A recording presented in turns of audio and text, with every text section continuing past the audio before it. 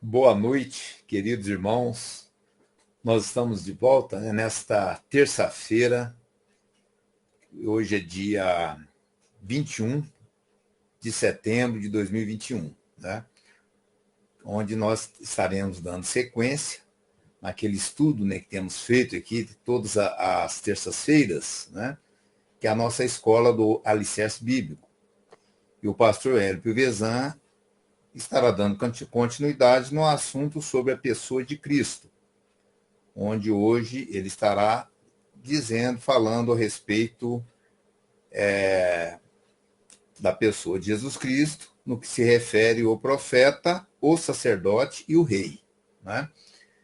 E eu gostaria aqui de ler um texto na palavra do Senhor, que está no livro de Filipenses, no capítulo 2, no versículo de 5 em diante. Né? É uma parte aqui da palavra do Senhor, nesta carta paulínia, que nos traz uma revelação muito profunda da pessoa de Jesus Cristo, que diz assim a palavra do Senhor. Qual verso? Está em Filipenses, no capítulo 2, no versículo de 5 em diante, Ok.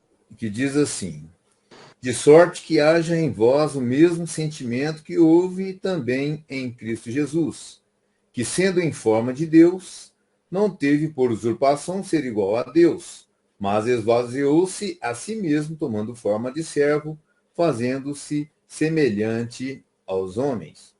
E, achado em forma de homem, humilhou-se a si mesmo, sendo obediente até a morte e morte de cruz. Por isso, também Deus o exaltou soberanamente e lhe deu um nome que é sobre todo o nome, para que, ao nome de Jesus, se dobre todo o joelho dos que estão nos céus e na terra e debaixo da terra, e toda a língua confesse que Jesus Cristo é o Senhor, para a glória de Deus Pai. Então, queridos irmãos, por esta passagem, nós notamos a importância, né, deste estudo, né? A importância que envolve, né, o nome de Jesus Cristo. Então, estaremos aí preparados, né, o nosso coração preparado, a nossa mente preparada, para que possamos crescer em conhecimento da pessoa de Jesus Cristo. É uma série de estudos, né, que a gente tem feito aqui na igreja, e seria interessante você estar entrando aí no nosso site, onde ali estão gravados, né, todos os nossos estudos, e você poder estar, né, observando os estudos anteriores, tá certo? Então, eu quero, antes de mais nada, fazer uma oração, porque nós entendemos, conforme a palavra nos ensina, que o que está escrito na Bíblia, irmãos, não é de particular interpretação. Né? Os homens santos de Deus, inspirados pelo Espírito Santo, é que nos traz essas revelações. Então, é importante, é fundamental que nós possamos, em oração, pedirmos que o Espírito Santo que esteja nos ensinando, né? Que não é uma palavra aí para persuadir de uma forma técnica, de uma forma filosófica, mas sim é um poder de Deus, né? Que estará aqui presente. Então vamos fazer esta oração, vamos nos colocar agora diante de Jesus Cristo. Senhor Jesus, Deus maravilhoso, Pai eterno, nesse momento nós nos colocamos diante do Senhor em total submissão ao teu Santo Espírito, submissão àquilo que aqui for pregado, porque está de acordo com a tua palavra, que é a nossa regra de fé e a nossa regra de prática. Eu coloco na tua presença o teu servo, o pastor Hélio Piovesan, que tem trazido esta mensagem, fazendo com que a igreja esteja alicerçada sobre a rocha, que a rocha nós conhecemos, é o teu Filho amado Jesus Cristo. Então eu peço, Espírito Santo, esteja nos envolvendo nesta noite, alcançando cada irmão, cada irmã que está ouvindo esta mensagem, ouvindo este estudo. Eu faço esta oração em nome de nosso Senhor e Salvador Jesus Cristo. A Ele toda a glória. Amém. Amém. Amém. Vamos passar agora, então, para o pastor Hélio Pivezan. Muito bem, irmãos. É com alegria que eu faço mais esse estudo aqui, né? Ainda tem mais alguma coisa que vamos falar sobre essa pessoa interessante, maravilhosa que é o Senhor Jesus Cristo, né? Então, se você chegou agora através do YouTube ou de alguma rede social, queria que você soubesse que nós somos uma igreja evangélica, temos um site chamado www.igrejadeinterlagos.com.br. Lá você vai ficar sabendo dos horários dos nossos cultos, estudos bíblicos e etc. E também tem um botãozinho lá chamado ao vivo. Então você olha ali do lado, você olha o horário e verifica que aquele horário a gente vai estar ao vivo. Aí você clica lá naquele horário, clica no ao vivo e você vai nos ver. Tá bom? Então, queria dar continuidade a esse trabalho sobre a pessoa de Jesus Cristo. Essa é a 6ª parte, ou seja, eu já fiz 5 estudos a respeito de Jesus Cristo, usando aí uma argumentação um pouco teológica e interpretativa no que se refere à nossa base de fé, olhando para a nossa base de fé, né? Há alguns meses, 1 ou 2 meses atrás, eu preguei na igreja a respeito dos sinais, né, da vinda do Senhor Jesus. Se você não assistiu, você vai encontrar aí no YouTube, você pode assistir. Eu falei sobre os sinais do retorno de Cristo, né? Então Jesus está para voltar. A gente percebe isso em função de toda essa movimentação que está acontecendo no mundo hoje, né? Então a gente precisa estar atento, né? Porque lá em Apocalipse capítulo 13, o escritor ele fala de um determinado momento na história da humanidade em que irá se levantar o anticristo e a besta. E eu diria assim que a maneira como ele vai se levantar, o texto é bem claro, é usando o engano, certo? Então, até vou abrir aqui para você ver o que eu estou querendo dizer. Está lá em Apocalipse capítulo 13. Eu vou te mostrar, e eu tenho feito isso reiteradas vezes, justamente para que você possa tomar esse cuidado, né? Toma cuidado com o que está escrito nesse texto aqui.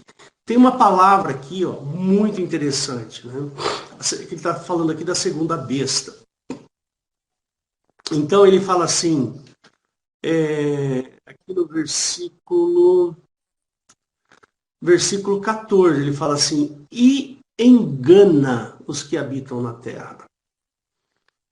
Aí eu fiquei pensando sobre essa palavra engana.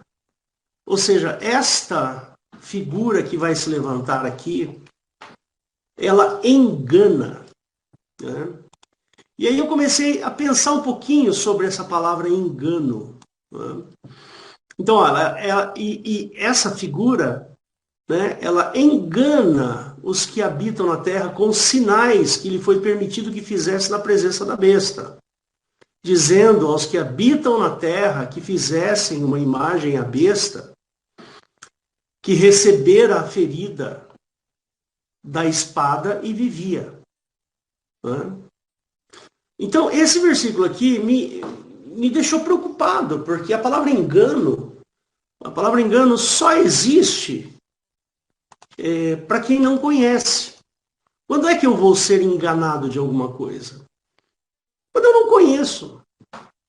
Né? Quando eu sou pego pelo meu desconhecimento. Né? E a Bíblia fala que a gente deve renovar o nosso entendimento. Né? Nós precisamos renovar o nosso entendimento. Então, para que você não seja pego de surpresa e enganado, você precisa conhecer a pessoa de Jesus. Porque essa segunda besta, ela vai se parecer com Cristo. Ela vai fazer coisas parecidas que Jesus Cristo fez. Por isso que o engano se dá por quem não conhece a Cristo. Percebe? Isso é muito simples. Né? Então, o dia que essa besta se levantar, ela vai começar a fazer coisas tão incríveis que aqueles que não conhecem efetivamente o Senhor Jesus vai achar que é o próprio Jesus. Entendeu? E eu não quero que os meus irmãozinhos desta igreja sejam enganados. Então eu não posso ficar quieto. Eu sou pastor dessa igreja. Então eu tenho que falar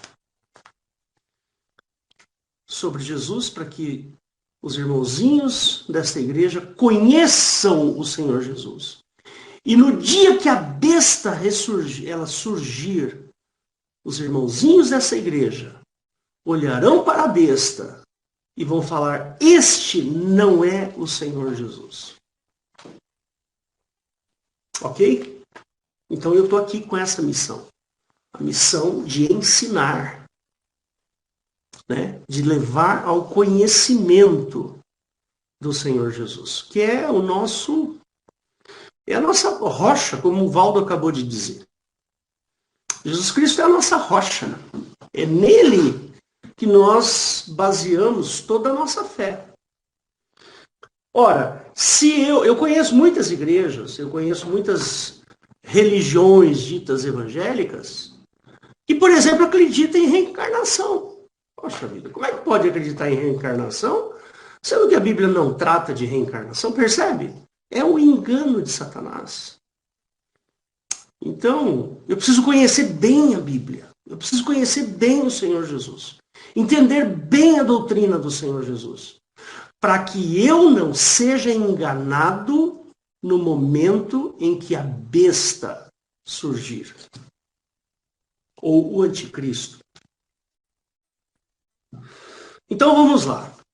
Hoje eu vou falar sobre 3 aspectos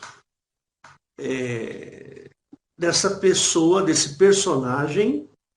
Eu não falo aqui personagem de forma pejorativa, de maneira alguma, porque amo o Senhor Jesus. Mas num contexto histórico, ele é uma personagem que surgiu há 2000 anos atrás. Aconteceram coisas nesse momento da história que fez com que, eu diria assim, que impactasse de uma maneira tão incrível os povos daquela época, que houve, por exemplo, até mudanças de paradigmas importantes. Né? O apóstolo Paulo foi o grande divulgador do Evangelho, né? Ele viajou ali por aquela região do Mediterrâneo e pregou o Evangelho em várias igrejas, abriu várias igrejas e fez muitas maravilhas. E ali, então, foi o berço do cristianismo. Né? Então, queridos, eu queria que você focasse agora, que você focasse no sentido de que o que eu vou estudar aqui agora vamos falar sobre a pessoa de Jesus. E às vezes eu vou dar uma resvalada no Velho Testamento, porque é importante. Né? É muito importante. Então vamos lá. No primeiro estudo que eu fiz sobre a pessoa de Jesus, tá frio, né? Fecha ali, pode fechar. O primeiro estudo que eu fiz sobre a pessoa de Jesus, eu disse assim, muita gente se pergunta, quem é esse Jesus? Né? Existe assim um sem número de situações onde as pessoas perguntam, mas por que Jesus é o que é? Por que Jesus fez o que fez? Onde estão as bases, né, espirituais para que ele fizesse o que fez e proclamasse o que proclamou? Até hoje se pergunta muito a respeito disso. E tem muita dúvida. As pessoas têm dúvida por não conhecer. O fato de não conhecer a Bíblia e os Evangelhos, ou conhecer de ouvido, alguém vai lá e fala para você. Alguém vai lá e conta uma historinha para você e você formula uma imagem na sua cabeça. Isso é muito comum, né? Por exemplo, quando eu me converti, eu tinha aquela imagem de um Jesus pregado numa cruz lá. Igual aquelas que tem em igreja católica, porque eu era católico na época. Me converti há 40 anos atrás, eu tenho 56. Aliás, perdão, tenho 58. Né? Então faz muito tempo, 41 anos que eu me converti. Né? E eu achava que Jesus Cristo era aquela figura. Quando eu passei a conhecer, a ler a Bíblia, eu sou uma pessoa que eu gosto muito de ler, as pessoas aqui sabem disso, eu sou uma pessoa que eu gosto de pensar muito, eu penso, eu reflito muito. Né? Então, eu comecei a perceber que o Jesus não era aquele que estava na cruz. Tinha uma palavrinha que me doía muito no ouvido, que dentro da Igreja Católica, o qual eu presenciava, era a figura do menino Jesus. Né? Então tinha lá, na época de Natal, lá na igreja que eu frequentava lá no Paraná, era uma igreja bem grande. Naquela época era grande, eu não sei se hoje é grande, porque a gente cresce, né? Quando a gente é jovem, a gente vê as coisas maiores. Né? Mas naquela época tinha um presépio muito bonito. A gente ia ver o presépio, sabe presépio? Que monta aquelas situações bíblicas lá, né? Do nascimento de Jesus. E tinha então a figura, essa figura, desculpa falar isso, mas horrorosa, deplorável, do menino Jesus. Jesus não é menino. Jesus é homem. Ele é um homem que morreu pelos meus pecados. E ele não está naquela cruz pregado como eu via dentro da igreja católica. Ele saiu daquela cruz. Então aquela cruz deveria estar vazia. Não tentando suscitar em mim um sentimento de dó, de pena. Que essa palavra menino Jesus, o menino Jesus nasceu numa manjedoura. E eram duas vaquinhas que respiravam perto de Jesus para esquentar, aquecer o berço de Jesus. Porque lá, naquele lugar que Jesus nasceu, eles não aceitaram. E eles tiveram que dormir numa espécie de um curral com vacas. Sabe, essa ideia de suscitar em nós um sentimento de dó, tadinho de Jesus, ô dó. Percebe? Isso é diabólico, isso é satânico, isso é perverso. E botar um Jesus preso na cruz para a gente adorar um Jesus preso na cruz, isso é diabólico, é satânico. Então eu preciso conhecer. Eu tenho que conhecer. Aqui, ó. Se eu não conhecer, se eu não tiver experiências com Cristo, vai vir o anticristo e vai te garfar. Né? Tem um amigo meu que fala assim, vai te jantar. É isso aí. Conheça quem é Jesus. Eu faço um apelo, tem 6 estudos, esse aqui é o 6º. Vai lá, ouve. Vai lá, assista, anote. Tome nota. Você precisa saber quem é Jesus. Olha, gente, eu fiz uma pregação há algum tempo atrás, cujo título era uma pergunta. Quem vai para o céu, corpo, alma ou espírito? E por incrível que pareça, eu contei isso para alguns amigos que são crentes e as pessoas não sabem. Você acredita? As pessoas não sabem quem vai entrar no céu. Ah, não, vai entrar só o espírito. Mas e a alma não vai entrar? Não, a alma vai entrar. As pessoas não sabem, os cristãos não sabem. Sabe por quê? Porque tem uma influência filosófica que não é bíblica, que entrou através da cultura. Percebe?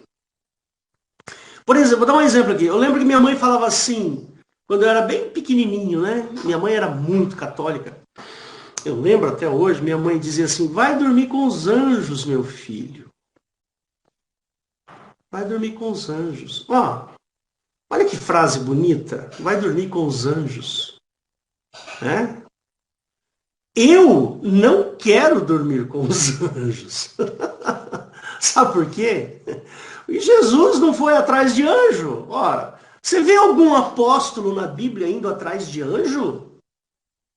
Sabe aquela coisa que ele fala assim, aquele salmo que ele fala assim, que os anjos se acampem ao redor daqueles que buscam e o guardam. Né? Não, eu não quero anjo. De jeito nenhum. Jesus rejeitou os anjos. Os apóstolos rejeitaram os anjos. Você não vê apóstolo nenhum falando. Por quê? Porque anjo não tem essa função. Foi criada uma cultura para que eu acreditasse. Percebe? Que anjo é coisa boa. Será que é? Aí depois um dia a gente pode até fazer um estudo sobre anjos aí, tá bom? Então, eu apelo a você, cristão, irmão, conheça Jesus, para não ser pego no engano. A expressão filho do homem, por exemplo, por que Jesus se autodeclara filho do homem? Pouca gente sabe. Fica aquela dúvida. Por que ele falava? Porque ele tinha natureza humana. Ele estava ali falando da sua natureza humana. Significa nascido do homem. Para o judeu, o povo judeu, quem é filho do homem é aquele que é nascido do homem. Então, Jesus é filho do homem. Ele é filho de Deus. Por quê? Porque também é nascido de Deus. E olha, eu vou dizer uma coisa. Jesus, ele nunca no Novo Testamento ele é chamado de um filho de Deus. Ele é chamado de o filho de Deus. Percebe? Deus só tem um filho. Um único filho, que é o Senhor Jesus. Deus não gerou outros filhos. Eu estou falando de Deus o Pai. Então Jesus é o Filho. Aí você vai falar assim, mas lá em Jó, que ele fala assim, que os filhos de Deus, não é? Está lá em Jó, capítulo 1, capítulo 2.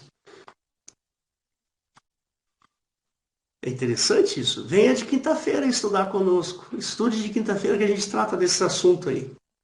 Tá certo? O Pai só gerou um filho. Lá no Velho Testamento, Jeová gerou muitos filhos. Mas Jeová e o Pai não é a mesma coisa? Não, de jeito nenhum. A personalidade de Jeová é diferente da personalidade do Pai. Não é? Dá uma olhadinha, leia a Bíblia, você vai ver. São personalidades diferentes. Um outro ponto, né?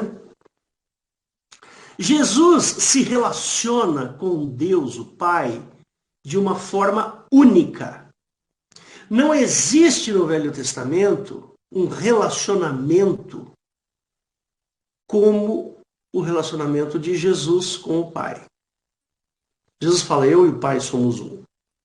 Você não vê Abraão falando, eu e Jeová somos um. Você não vê Noé falando, eu e fulano somos um.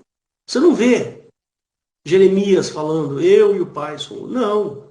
A única pessoa que teve a audácia de falar isso foi Jesus. Né? Então ele tem um relacionamento que nunca alguém tinha proclamado anteriormente.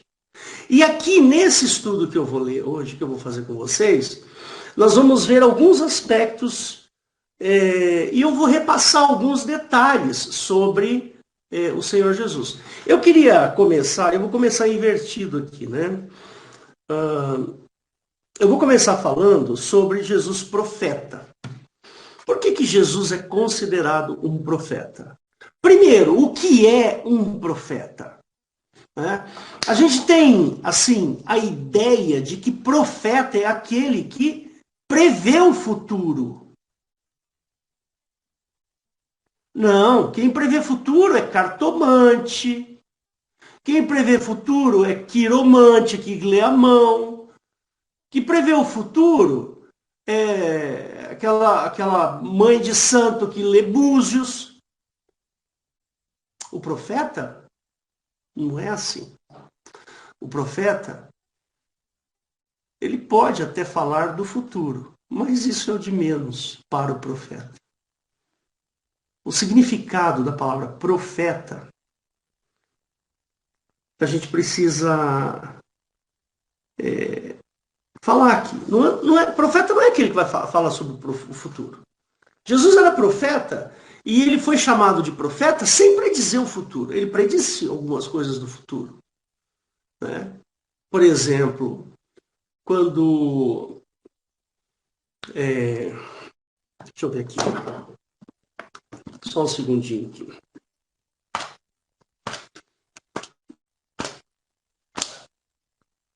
Só mais um segundo aqui. Você quer ver que interessante? Aqui, em João capítulo 3, o Nicodemos chega para Jesus e fala assim: Mestre, bem sabemos que és mestre vindo de Deus, porque ninguém pode fazer estes sinais que tu fazes se não for com ele. Ou seja, Nicodemos reconheceu a questão profética de Jesus. Muitos falaram. Eu vou falar daqui a pouquinho mais alguns versículos que vai mostrar isso para você. O profeta, ele tem um significado muito especial. Ele é aquele que revela a vontade de Deus. Esse é o profeta. O profeta é aquele que é um agente de Deus. Né? E revela a vontade de Deus. Por exemplo, Jesus é profeta do Pai. Por quê? Porque ele revela a vontade do Pai. Percebe? Essa é a grande questão. Se você estiver anotando aí, eu queria que você lesse lá depois Marcos 6,15. Alguns versículos eu vou abrir aqui para você. Espera aí. Então vamos lá. Vou mostrar aqui para vocês, só um minutinho. Perfeito. Aqui. Marcos 6,15. Quer ver aqui? Marcos 6, verso 15. Olha que interessante.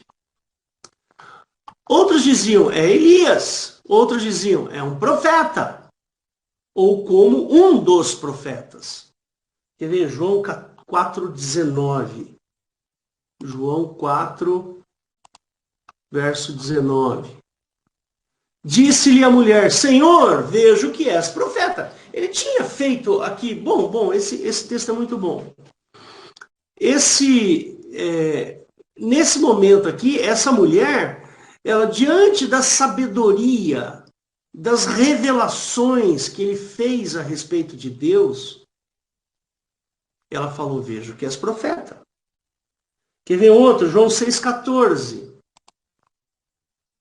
Ele fala assim, vendo, pois, aqueles homens, o milagre que Jesus tinha feito, diziam, este verdadeiramente o profeta. Então o profeta é um agente de Deus. Ele fala de Deus. Ele fala das coisas de Deus. Só que aqui, Jesus ele é profeta de um Deus que é maravilhoso, que ele chama esse Deus de Pai. Percebe? Jesus dá um nome para este Deus. Percebe? Coisa que os judeus não podem fazer. Eles não falam a palavra Jeová. Você sabia disso? E a palavra Deus, eles nem escrevem a palavra Deus. Uma vez eu estava lendo uma revista de uma comunidade judaica em português, né? Eles escrevem a letra D, deixa eu fechar aqui, tracinho US, D-U-S, D tracinho US. Por quê? Porque eles não falam a palavra Deus. Jesus não só fala a palavra Deus, como ele dá um nome para esse Deus. Ele chama esse Deus de Pai. Esse é o nome de Deus. É o nosso Deus. Você está entendendo? Então, a gente precisa tomar um certo cuidado, né? Se o contexto de revelação da vontade de Deus, ou agente de Deus, Jesus então é um profeta, né? Ele é um profeta da parte de Deus. Ele é o agente da salvação. Por quê? Porque Jesus trouxe ao nosso conhecimento a existência da salvação. Percebe? Por isso ele é chamado de profeta.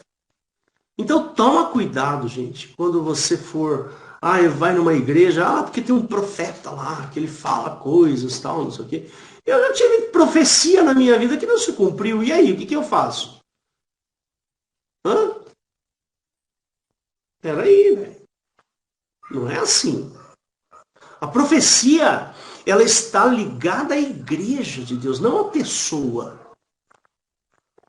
A profecia, ela está ligada a um movimento da igreja. Não sobre o pastor Hélio, sobre o Renan, sobre a Rosana. Não. Deus pode até revelar. Deus pode até falar especificamente de uma pessoa, como já falou para mim. Percebe? Mas isso não me faz um profeta. O que me faz um profeta é ser um agente de Deus. E Jesus é o agente da salvação. Mateus 16, 25. Quer ver? Vou abrir aqui para vocês. Só um segundinho. Mateus 16, 25.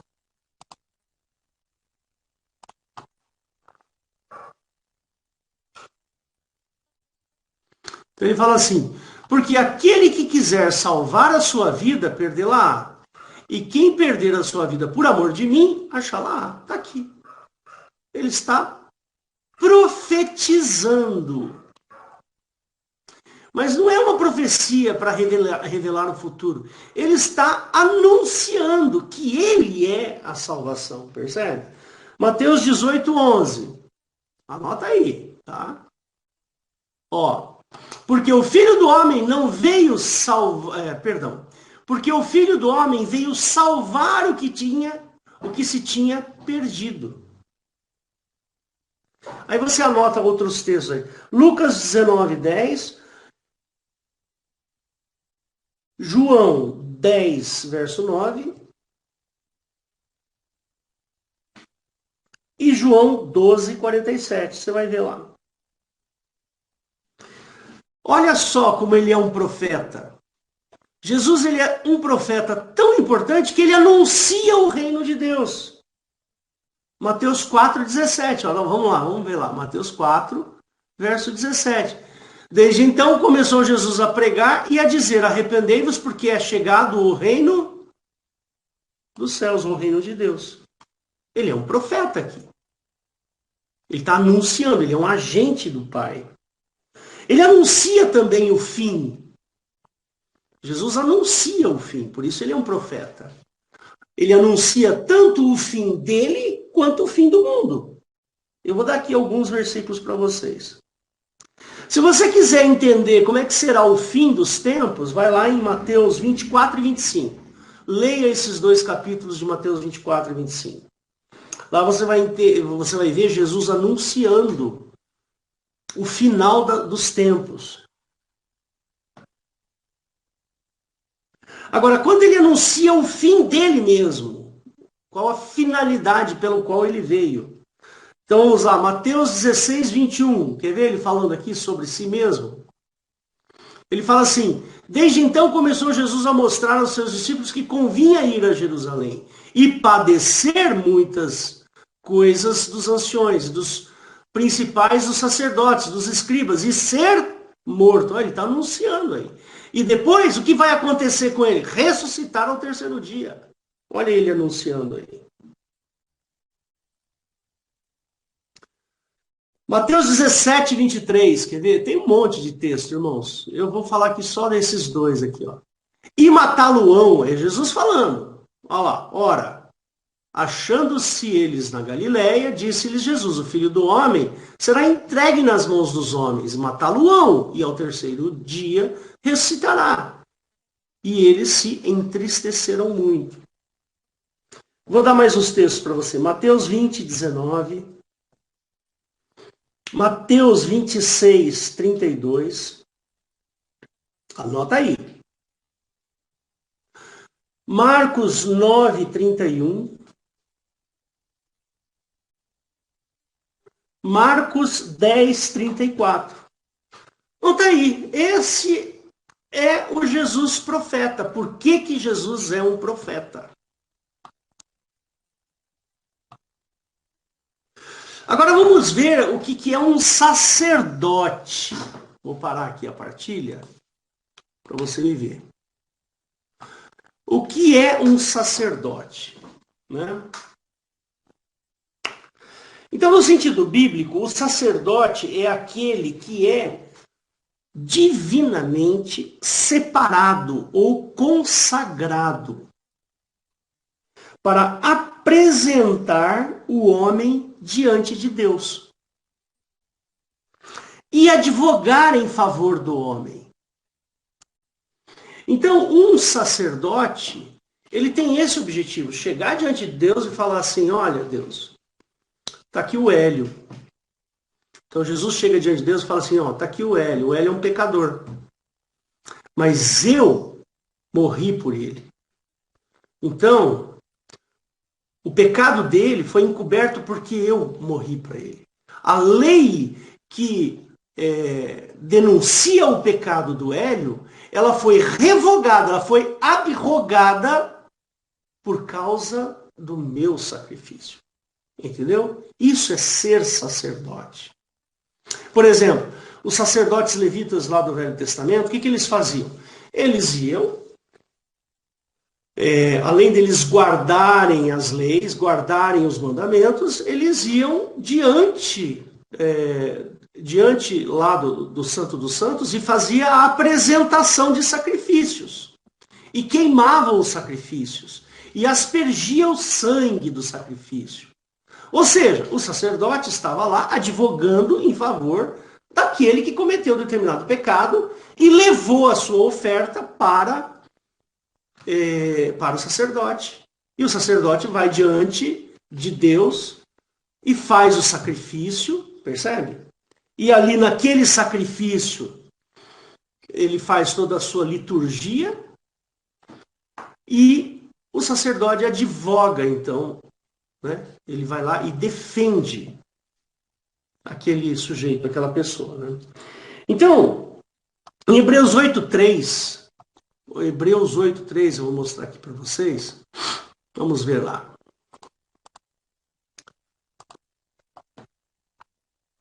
Hebreus 8:3.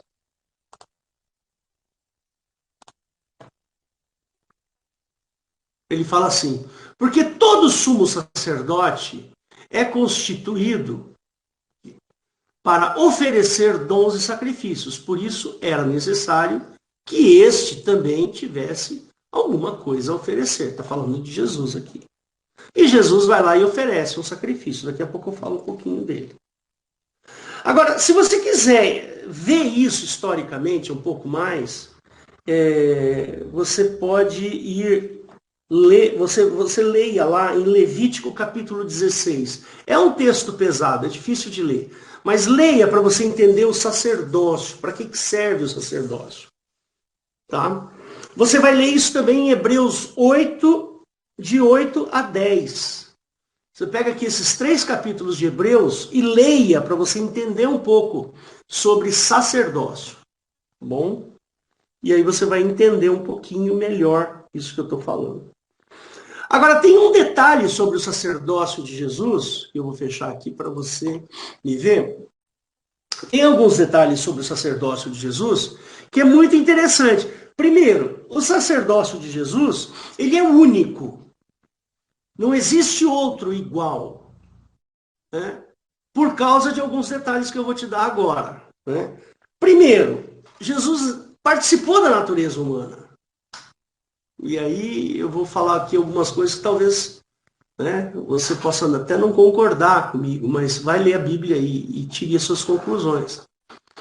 Jesus participou da natureza humana. Jesus diz, a Bíblia nos diz que Jesus foi tentado em tudo, mas não teve pecado.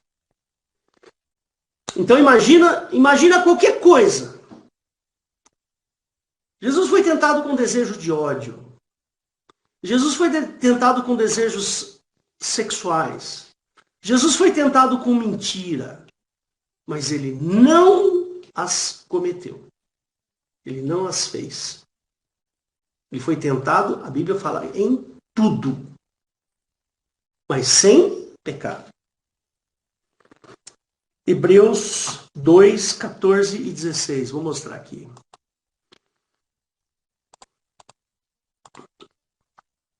Hebreus 2, de 14 a 16. Então ele fala assim: e visto como os filhos participam da carne e do sangue, também ele participou das mesmas coisas, para que pela morte aniquilasse o que tinha o império da morte, isto é, o diabo. Cuidado com essa palavra diabo, tá, irmãos? Essa palavra diabo, ela é muito perigosa. Por quê? Porque a gente tem na nossa mente aquele diabinho, sabe, de chifrinho e tal. Mas a palavra diabo aqui é diferente da palavra Satanás, por exemplo. Tá? Diabo, no grego, significa adversário. Tá certo? Quem é que tem o império da morte? O nosso adversário. Olha lá. Então Jesus, ele participou das mesmas coisas, para que pela morte aniquilasse o que tinha o império da morte, isto é, o diabo. E livrasse todos os que com medo da morte estavam por toda a vida sujeitos à servidão, porque na verdade ele não tomou os anjos, mas tomou a descendência de Abraão. Então, olha só que interessante. E pelo fato de Jesus ter tido a natureza humana e ter tido a experiência humana, então, quando ele foi se oferecer como sacrifício, ele tinha toda a autoridade para fazer essa oferta, de se ofertar diante de Deus, diante de Jeová. Percebe? Porque ele conheceu a natureza humana. Quer ver? Hebreus 9, 24. Olha que interessante que ele fala aqui. Ó. Ele fala assim: porque Cristo não entrou num santuário feito por mãos humanas, figura do verdadeiro, porém, no mesmo céu, para agora compadecer por nós perante a face de Deus. Isso aqui é a natureza de um sacerdócio. Ou seja, esse versículo dá uma ideia completa de que o sacerdote representa ou nos representa diante de Deus ao nosso favor. Agora, o sacrifício de Cristo é fantástico.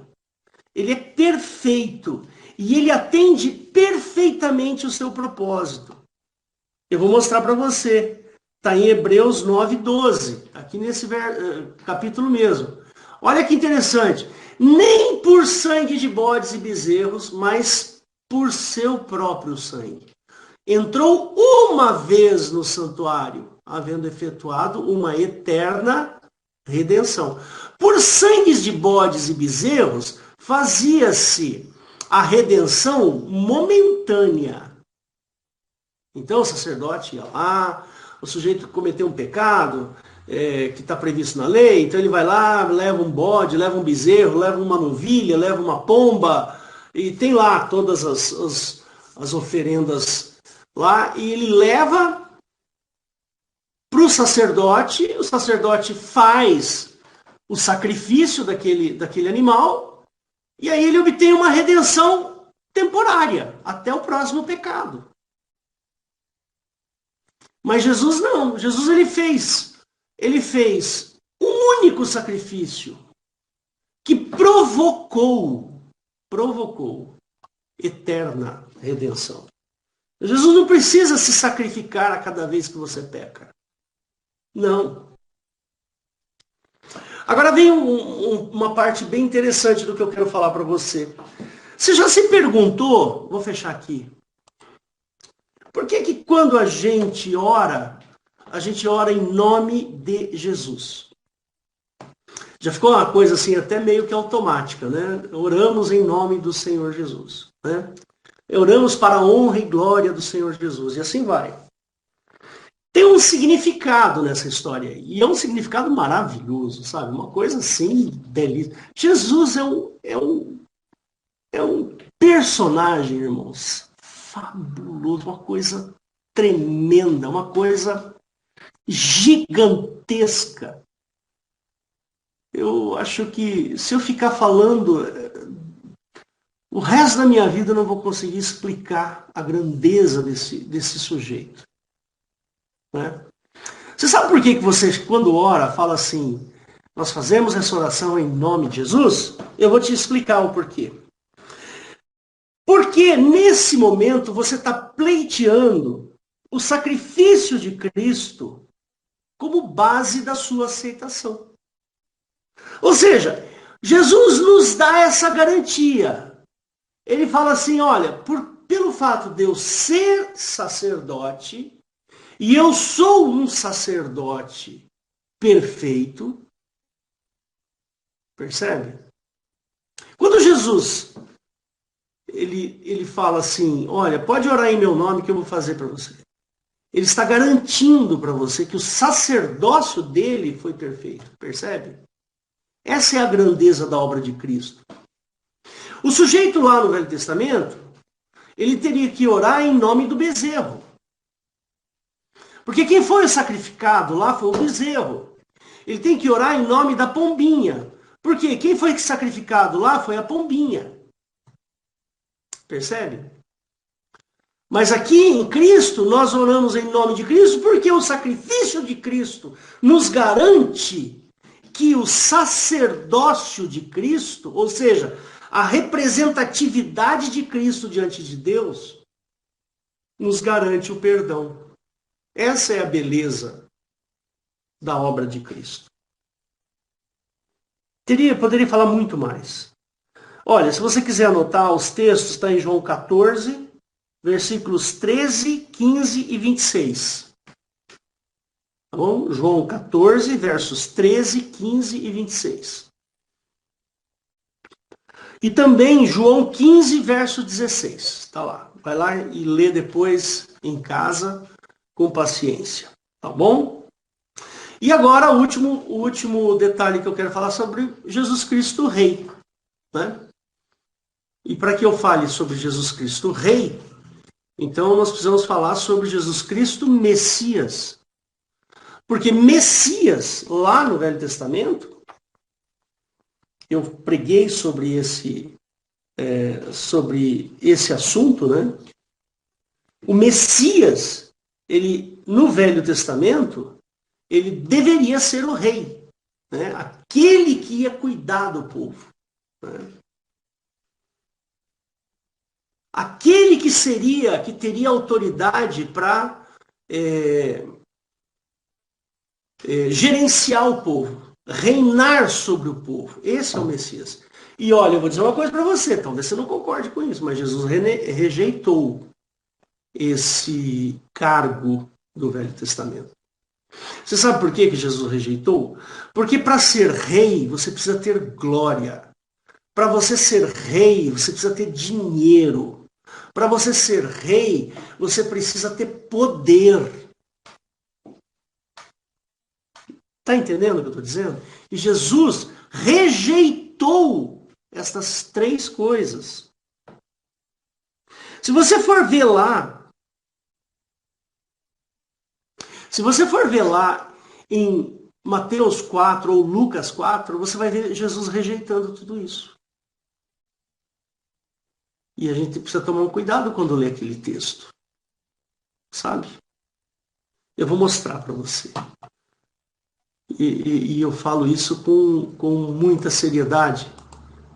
Perdão, aqui, espera só um segundo que eu errei aqui o negócio. Eu vou mostrar para você e você tem que ler isso com muita seriedade, tá? Com muito cuidado. Se você quer ser uma pessoa entendida sobre a palavra de Deus, então leia com seriedade. Você está vendo esse capítulo de Lucas aqui, a tentação de Jesus? Né? Aqui, ele usa aquela palavra que eu falei para você, diabo. E disse-lhe o diabo. Olha que interessante. Todo mundo pensa em Satanás. Se fosse Satanás, estaria escrito aqui, disse-lhe Satanás. Mas ele não está usando a palavra Satanás, ele está usando a palavra diabo. E a palavra diabo em grego significa adversário. Que não é necessariamente o Satanás que você conhece. Percebe? Deixa eu só conferir aqui um texto. Só um segundinho.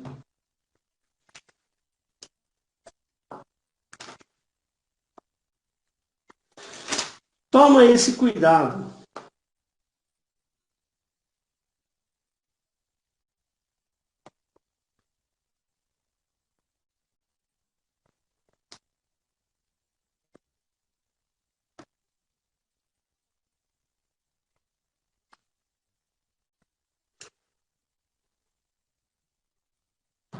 É isso aí, ó.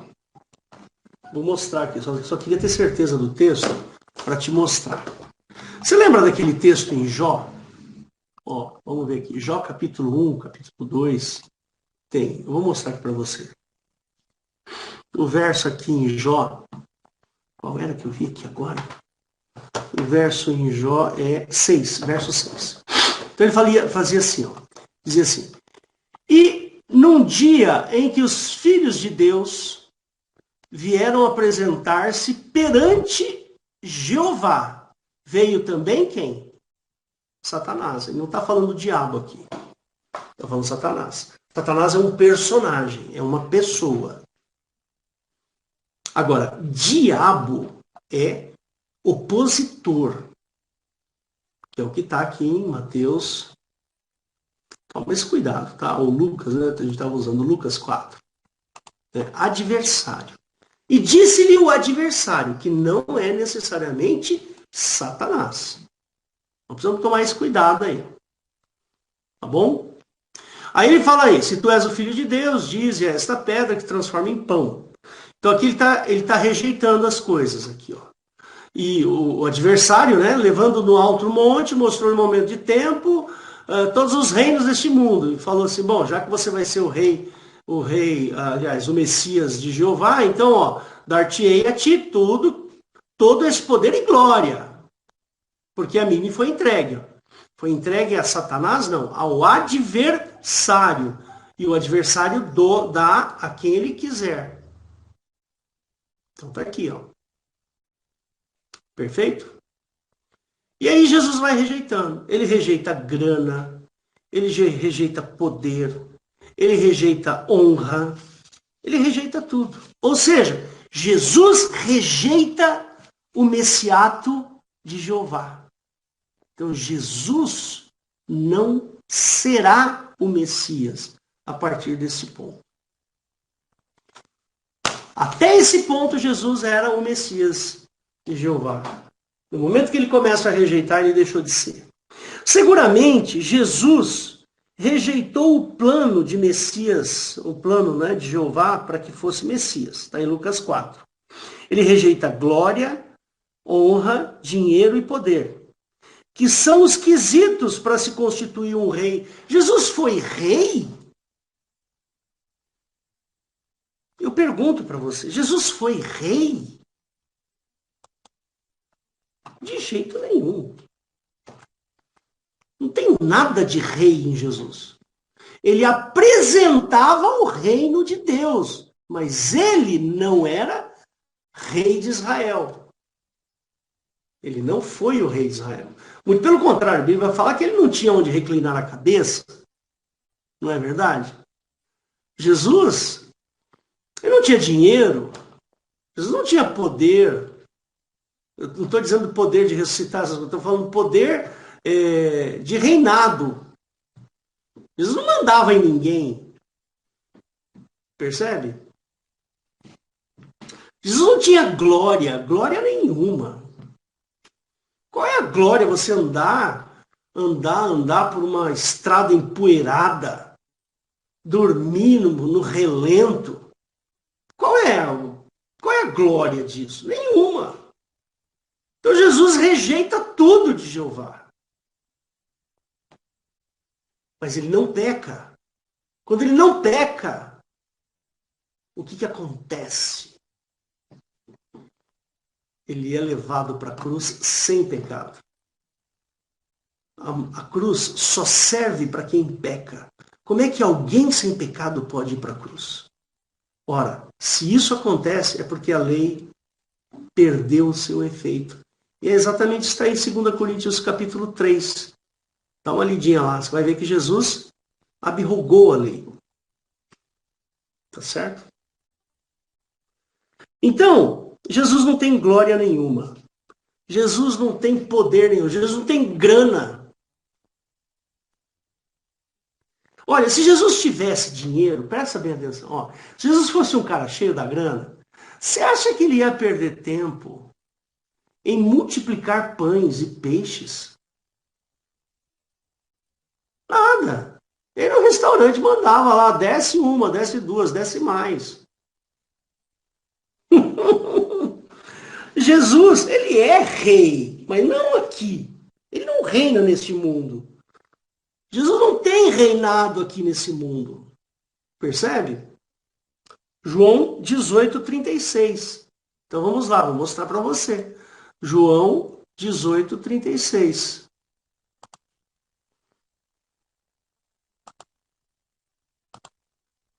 Você conhece o versículo aqui. Respondeu Jesus: meu reino não é deste mundo. Pronto, tá aí. Essa é a resposta que Jesus disse.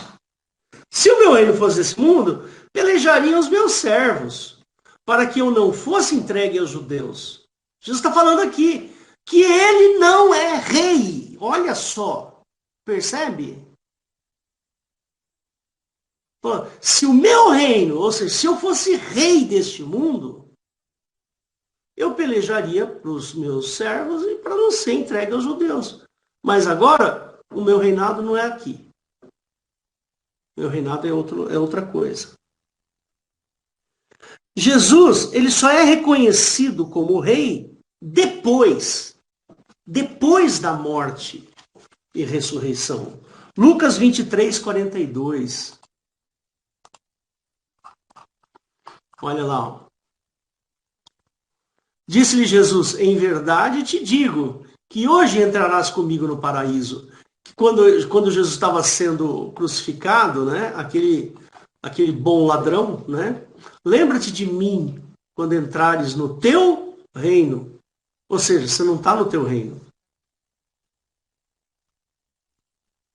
Ele recebe do Pai, aí sim. E o objetivo de Cristo era esse.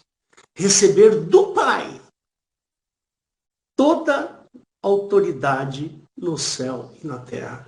E isso acontece lá em Mateus 28:18. Vamos lá. Você que também conhece o versículo, né? Olha lá. E chegando-se, Jesus falou-lhes, dizendo: é-me dado todo o poder no céu e na terra. Então Jesus, depois da morte e ressurreição, eu vou mostrar aquele versículo que está em 2 Coríntios, que fala sobre Jesus abolir a lei, né? Abolir a lei. Onde é que está? Isso aqui. Aqui, ó. Mas os seus sentidos foram endurecidos, porque até hoje o mesmo véu está por levantar na lição do Velho Testamento, ó, do Velho Testamento, o qual foi por Cristo abolido. Abolido. Ah, mas como é que Cristo faz essa abolição? Faz essa, vamos dizer assim, revogação da lei? Como que Jesus faz? Ele faz morrendo sem pecado. Por quê? Porque a morte só serve para quem peca. Aquele que pecar, certamente morrerá. Ora, se Jesus não pecou, como é que ele foi morrer? Presta bem atenção nisso. Quando Jesus chegou no inferno, ele tinha que ter um bilhete na mão para poder entrar no inferno. E esse bilhete se chama pecado. Ele não tinha o bilhete para entrar no inferno. O que o inferno tem que fazer? Devolver. Devolve porque esse cara aqui não serve para nós, não. O inferno só existe para quem peca. Quem não peca não tem inferno. Não existe morte para quem não peca. Por isso que Jesus fala, aquele, né, que ouve as minhas palavras, ainda que morra, viverá. Por isso que Paulo fala assim, que aqueles que morreram, ou seja, aqueles que dormiram, vão ressuscitar. Então, você vê lá em Tessalonicenses, 1 Tessalonicenses, capítulo 4, 5, você vai ver Paulo chamando a morte de sono. Por quê? Porque que não dá para a gente morrer mais. Você não consegue mais morrer porque você crê em Cristo. Quando você crê em Cristo, você ganha a vida eterna. Ora, não é mais morte, é vida eterna. Percebe? Você não vai mais para o inferno, porque o inferno não pode te segurar. Porque você não tem mais o bilhete do pecado para entrar no inferno. Essa é a questão. Percebe? Por isso, a tal da ressurreição. Ora, a ressurreição é quando a gente entra. Da mesma maneira que Jesus entrou no céu, nós entraremos. Ele falou isso. Amém, irmãos. Eu encerro por aqui, porque já passou aí 5 minutos do nosso tempo, né? E até achava que o nosso trabalho aqui ia ser mais curto, né? Mas às vezes eu fico me empolgado, assim, sabe? Eu fico empolgado. Meu irmão, você não vai mais para o inferno, porque o inferno não cabe. Você não cabe mais no inferno. O inferno se tornou uma coisa impossível de entrar. Sabe quando você vai assistir um show? Olha lá, assistir o show do Frank Sinatra. Você precisa parar na bilheteria e comprar um ingresso. Se você tentar entrar sem o ingresso, os caras não deixam. E o ingresso para o inferno é o pecado. E Jesus, ele levou na cruz, né? Ele levou a cédula que era contrária. Ele levou, sabe o quê? A sua entrada para o inferno. Ele levou na cruz. Ele cravou ela na cruz. Olha que legal. Por isso que Jesus é um personagem fabuloso, maravilhoso, gigantesco. A obra de Cristo é gigantesca. Ela é... Não tem palavras para explicar o que é essa obra. Percebe? De tão tremenda que é. Como é que pode?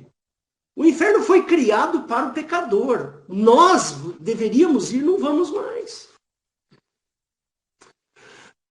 É isso aí. Espero que você tenha gostado, né? Siga-nos nas redes sociais, Instagram, Facebook e no YouTube você vai encontrar as nossas pregações lá.